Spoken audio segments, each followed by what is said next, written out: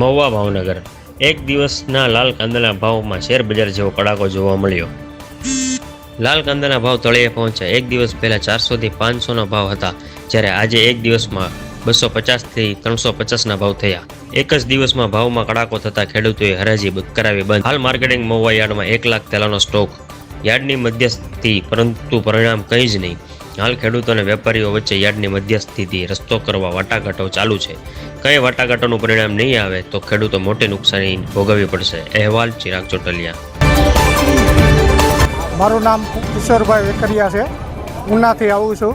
અને ડુંગળીના ભાવ 2 દિવસ પહેલાં 400 થી 500 હતા, આજે 250 થી 300 રૂપિયા છે। એટલે ખેડૂતની નારાજગી છે।